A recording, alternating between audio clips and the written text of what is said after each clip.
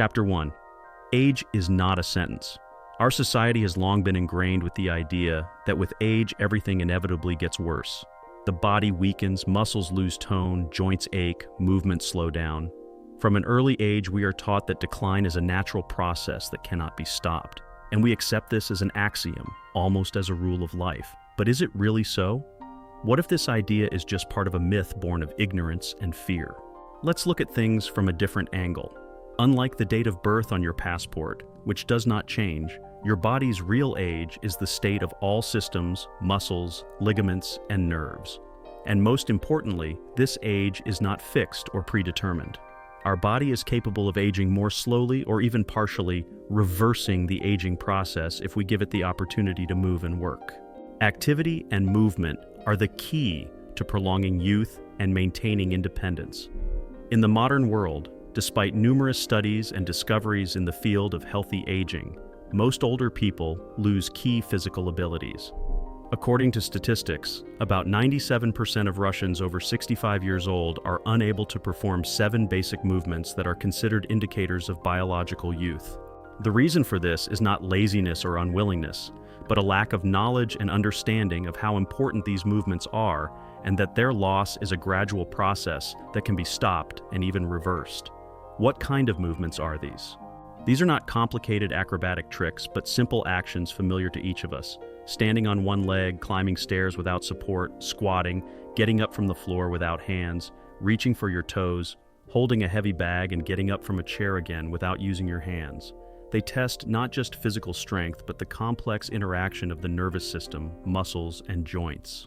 It is these movements that show how ready the body is for real-life challenges, and whether we are able to maintain control over ourselves and our lives. Each of these movements is a quiet but powerful signal that your body is still young and capable of handling everyday tasks. If you can still do at least a few of them, you're on the right track. If you can't yet, that's okay because the recovery process is always possible. People who stay active, flexible, strong, and balanced are much less likely to experience injuries and limitations. Their lives remain active, action-packed, social, and joyful, rather than limited by fear and inaction. Chapter 2. Getting up off the floor is the first step to freedom. Almost all of us remember how, as children, we easily got up from the floor after playing or falling. It seems so simple that this natural movement did not require any effort. But with age, this simplicity disappears.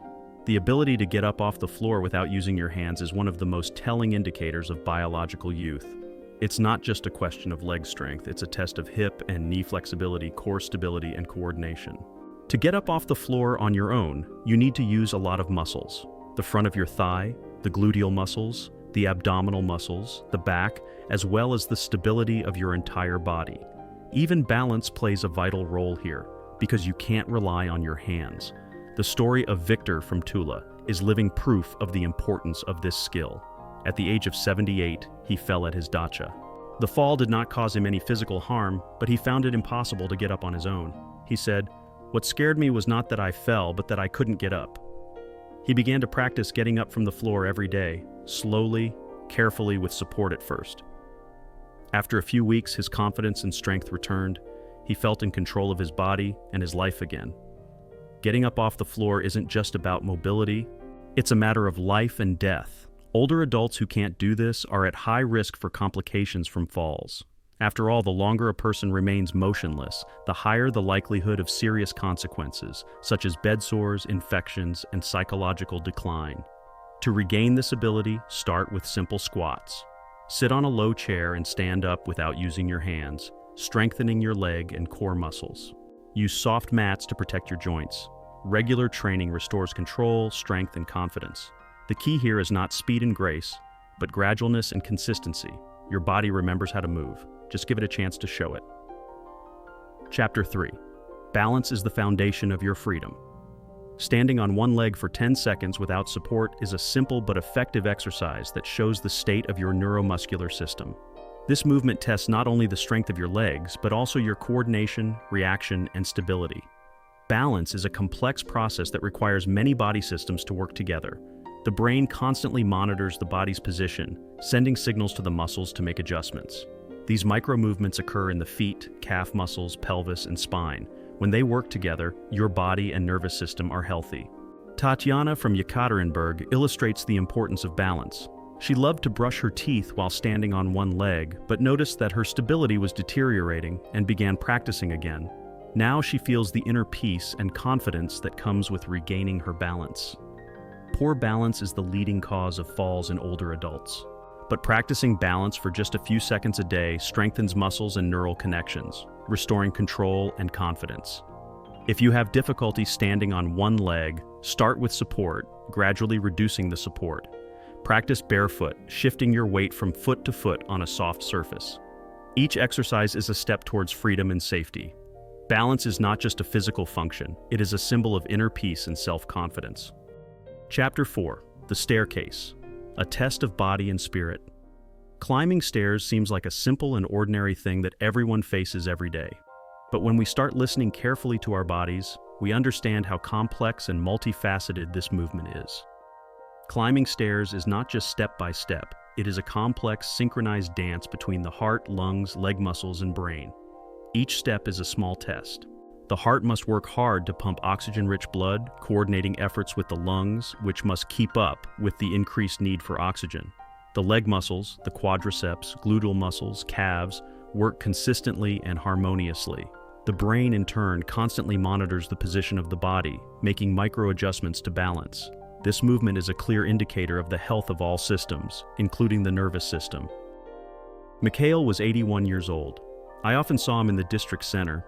He always climbed the stairs with ease, sometimes even jumping over them like a teenager. Once I asked him why he did not use the elevator, because for many elderly people, the stairs are a real challenge.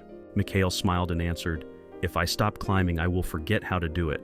For him, it was not just a way to get around. It was a daily reminder that he was still strong, alive, and able to overcome difficulties.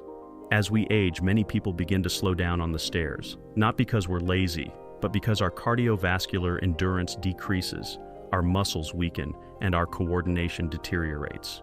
If you're already finding it hard to climb, don't despair. It's a skill that can be developed and restored. Start by strengthening your key muscles.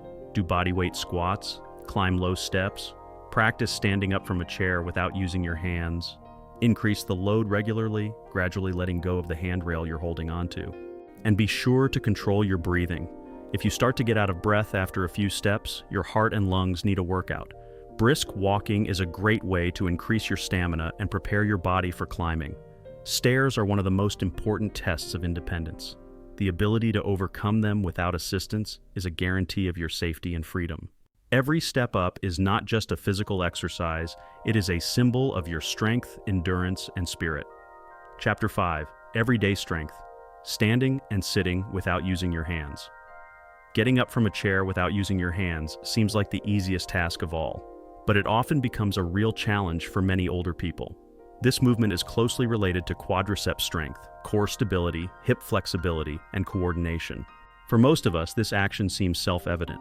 We get up from the toilet, the couch, the chair every day without effort. But as we age, as muscles weaken, joints lose flexibility, and balance deteriorates, even this simple movement can become difficult and cause a fear of falling. Robert, 83, lived in Krasnodar. He said, "I'm not afraid of getting old, but I don't want to ask for help to get up." We tested how many times he could get up from a chair without using his hands in 30 seconds. At first, 3 times. After a few weeks of daily practice, 10.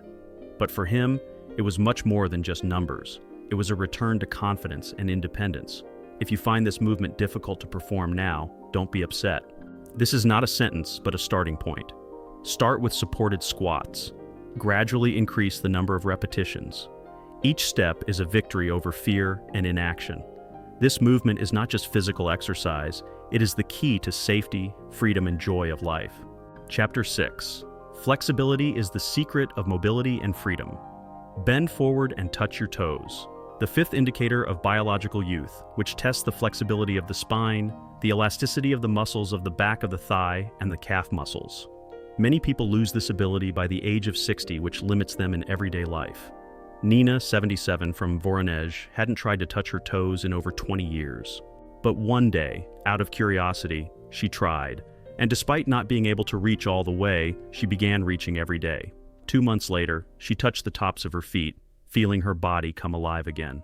Flexibility is not only a physical characteristic, it is a symbol of readiness for change in life.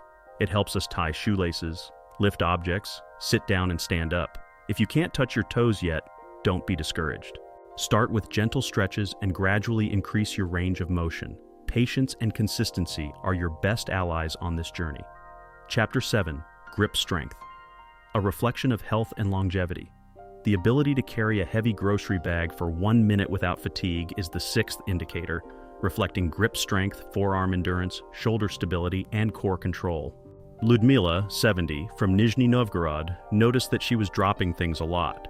We started training, squeezing, carrying, wringing towels by hand. After a few weeks, her strength returned, and with it, her confidence. Grip strength is one of the most accurate predictors of longevity, as it reflects the state of the nervous system and muscle coordination. If you have difficulty holding weights, start with a lighter weight and gradually increase the load. This is not only an arm workout, but also a confidence workout. Chapter 8.